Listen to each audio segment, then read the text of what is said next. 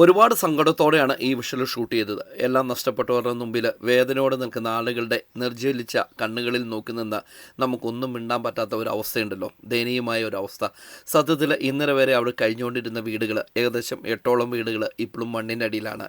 ഒരാൾ മാത്രമാണ് ഇവിടെ മരണപ്പെട്ടതെങ്കിലും ഇവിടെ ഇനിയും ജീവിച്ചിരിക്കുന്ന 8ഓളം വീടുകളിൽ ഉൾപ്പെട്ടിരിക്കുന്ന ആളുകൾക്ക്, അവരുടെ കുട്ടികൾക്ക് അവരുടേതായ വസ്ത്രങ്ങളും ഡ്രസ്സുകളും നോട്ട്ബുക്കുകളും അതുപോലെ അവരുടെ സമ്പാദ്യമെല്ലാം ഒറ്റ രാത്രി കൊണ്ട് മണ്ണിടിഞ്ഞു വീണ് തകർന്നു പോയി.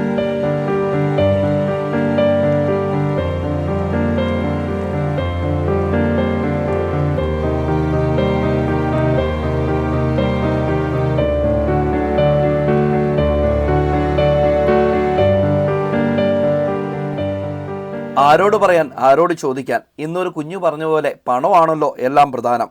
നേരമംഗലം മുതൽ മൂന്നാർ വരെയുള്ള ദേശീയപാതയുടെ നിർമ്മാണ മേഖലയിൽ കൂടി നമ്മളൊന്ന് സഞ്ചരിച്ചു കഴിഞ്ഞാൽ നമുക്ക് കാണാൻ പറ്റും ഇനിയും ഇതിലേറെ അപകടങ്ങൾ നടക്കാനുണ്ടെന്നുള്ള നഗ്ന സത്യം.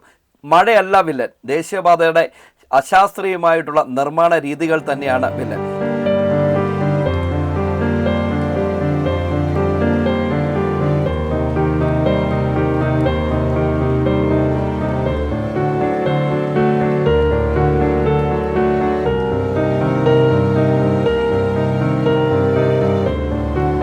മലയോര മേഖലയിൽ ഇതുപോലുള്ള ഹൈവേ ഒക്കെ പണിയുമ്പോൾ തൂണുകളിൽ പാലം വെച്ചിട്ട് മേൽപ്പാലം പണിതു പോവുകയാണെങ്കിൽ ഇങ്ങനെയുള്ള അപകടങ്ങളൊക്കെ ഒരു പരിധിവരെ നമുക്ക് കുറയ്ക്കാൻ പറ്റും.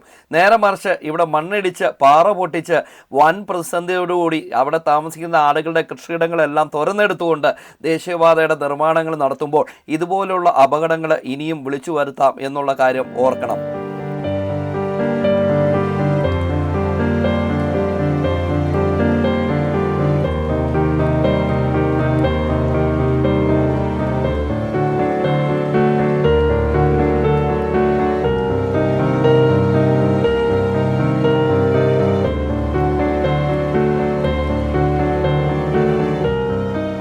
ഒന്നും പറയാനില്ല. ഏകദേശം 8 വീടുകൾ ഇപ്പോഴും മണ്ണിൻ്റെ അടിയിലാണ്.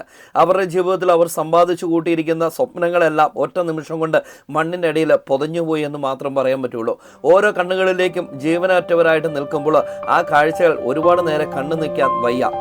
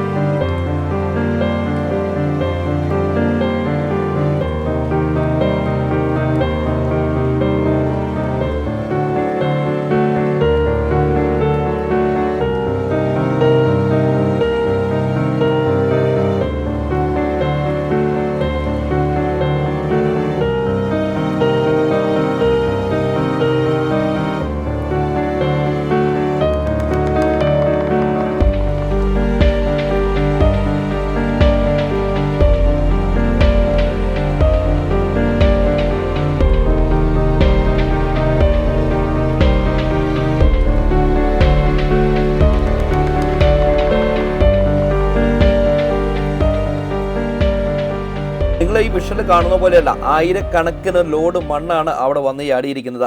എന്ന് വെച്ചാൽ മണ്ണിടിഞ്ഞു എന്നല്ല പറയേണ്ടത്, മല ഇടിഞ്ഞ് ഇങ്ങോട്ട് പോന്നു എന്നാണ് പറയേണ്ടത്.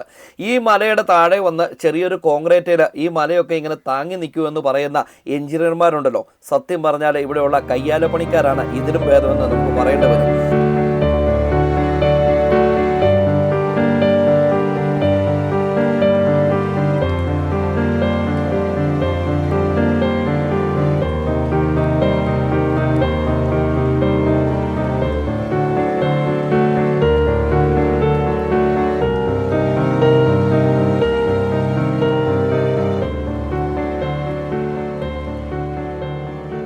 ഈ വിഷല് നിങ്ങൾക്ക് കാണുമ്പോൾ അറിയാം ഇനിയും ഇവിടെ മണ്ണിടിയാൻ സാധ്യതയുണ്ടെന്ന്. അതുകൊണ്ട് തന്നെ താഴെ താമസിക്കുന്ന ആളുകളെല്ലാം ഇവിടുന്ന് മാറി പോകാൻ തുടങ്ങിയിട്ടുണ്ട്.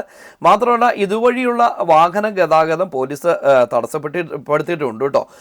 നമ്മുടെ മൂന്നാറിലേക്ക് പോകേണ്ട ആളുകളെ അടിമാലിയിൽ നിന്ന് കല്ലാറുകുട്ടി വഴി തിരിച്ചാണ് ഇപ്പം വിട്ടുകൊണ്ടിരിക്കുന്നത്. അപ്പോൾ നിങ്ങൾ മൂന്നാറിലേക്കൊക്കെ യാത്ര പ്ലാൻ ചെയ്യുന്നുണ്ടെങ്കിൽ നേരെ അടിമാലിയിൽ നിന്ന് നേര്യമംഗലത്ത് നിന്ന് ഇടുക്കി റൂട്ട് പിടിച്ച് പനംകുട്ടി ചെന്ന് പനംകുട്ടിയിൽ നിന്ന് കല്ലാറുകുട്ടിയിൽ നിന്ന് നേരെ വെള്ളത്തൂവൽ ആനച്ചാൽ വഴി മൂന്നാറിലേക്ക് പിടിക്കുക. അതായിരിക്കും നിങ്ങൾക്ക് പറ്റിയ യാത്രാ സൗകര്യം. എന്നാണെങ്കിലും ഈ NH നിർമ്മാണ മേഖലയിൽ കൂടി നമ്മൾ യാത്ര ചെയ്യുമ്പോൾ നമുക്ക് കാണാൻ പറ്റുന്ന ഒരു കാഴ്ച എന്താണെന്ന് വെച്ചാൽ കട്ടിംഗ് സൈഡ് കംപ്ലീറ്റ് ഇങ്ങനെ കടും തൂക്കായിട്ട് അരിഞ്ഞു വെച്ചിരിക്കുകയാണ്. അശാസ്ത്രീയമായ നിർമ്മാണ രീതി ആയതുകൊണ്ട് തന്നെ ഇനിയുള്ള മഴക്കാലങ്ങളിലൊക്കെ ഒരു പക്ഷേ ഇതൊരു ഗ്യാപ്പ് റോഡായിട്ട് മാറുന്ന രീതിയിലേക്കാണ് ശരിക്കും ഈ ഹൈവേയുടെ നിർമ്മാണ പ്രവർത്തനങ്ങൾ മുന്നോട്ട് പോകുന്നത്. ഇനിയെങ്കിലും അധികാരികളൊന്ന് മാറി ചിന്തിക്കുന്നത് നല്ലതാണ്. ദുഃഖപ്പെട്ടവരുടെയും മരണപ്പെട്ടവരുടെയും എല്ലാം നഷ്ടപ്പെട്ടവരുടെയും വേദനകൾക്കൊപ്പം നിന്നുകൊണ്ട് ഈ വീഡിയോ അവസാനിപ്പിക്കുന്നു.